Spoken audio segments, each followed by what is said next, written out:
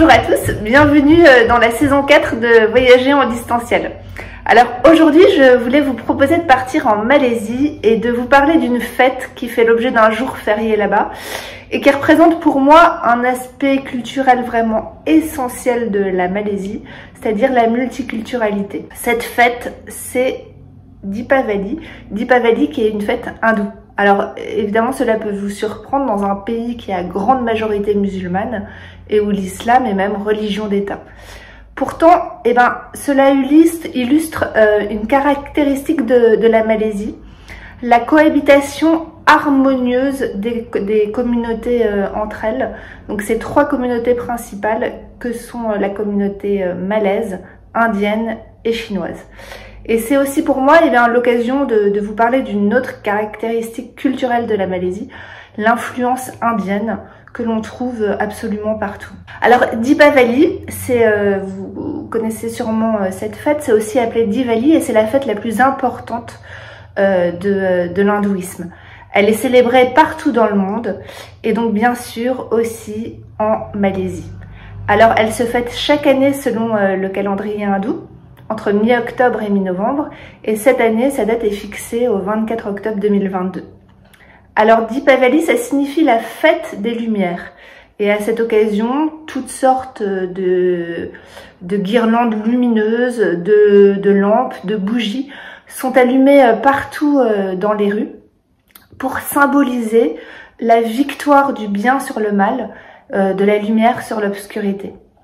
Alors, il existe de nombreuses versions de cette fête de Deepavali, pratiquement autant que de régions et de croyances indiennes, mais toutes ces versions s'accordent vraiment à fêter la victoire du bien sur le mal, de la lumière sur l'obscurité. Alors, la version qui est la plus connue en Malaisie, c'est la version qui est fêtée dans le sud de l'Inde, où Deepavali est associé en fait à l'ordre Krishna, qui en tuant le démon Narakasura, qui avait emprisonné des milliers de personnes, les délivre en fait de l'oppression. Et en fait la légende dit que à son retour à Madura, Lord Krishna est accueilli par la population avec des lampes à huile allumées. Et c'est ainsi la fin d'une époque sombre et la victoire du bien sur le mal. Lord Krishna, dans la mythologie hindoue, c'est l'incarnation du dieu Vishnu. Et vous savez, ce dieu Vishnu, son épouse, c'est Lakshmi, la déesse hindoue de la beauté, de la fortune, de la richesse, de l'abondance.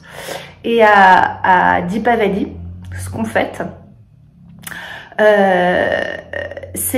estime en fait que Lakshmi, donc cette fameuse déesse, parcourt le monde afin d'apporter bonheur, force et prospérité aux foyers dans lesquels elle pénètre.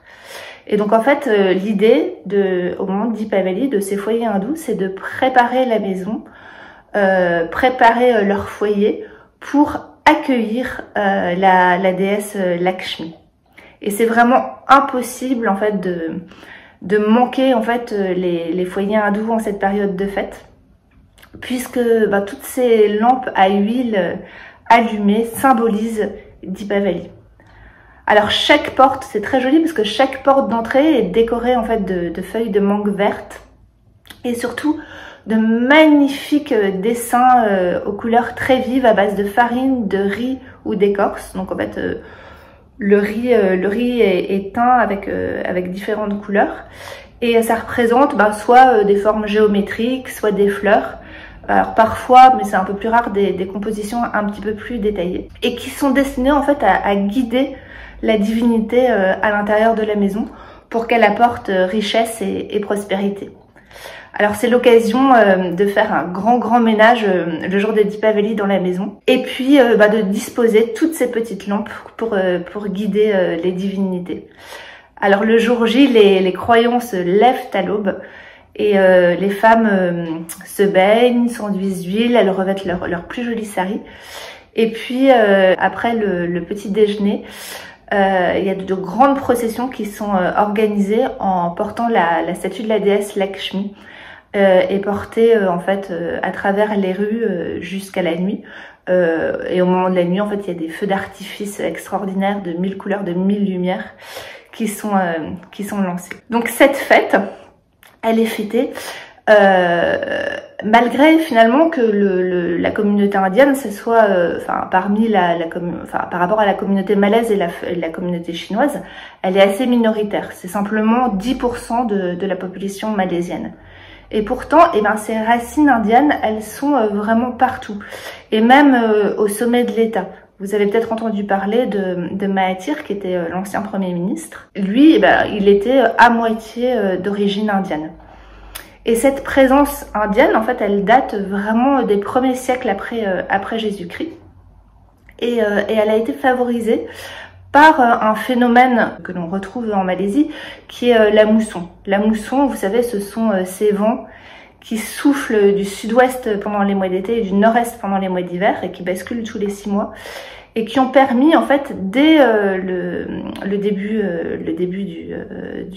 du millénaire, du premier millénaire, d'arriver très vite, qui a permis aux marins et aux commerçants d'arriver très vite à la voile sur les côtes de Malaisie.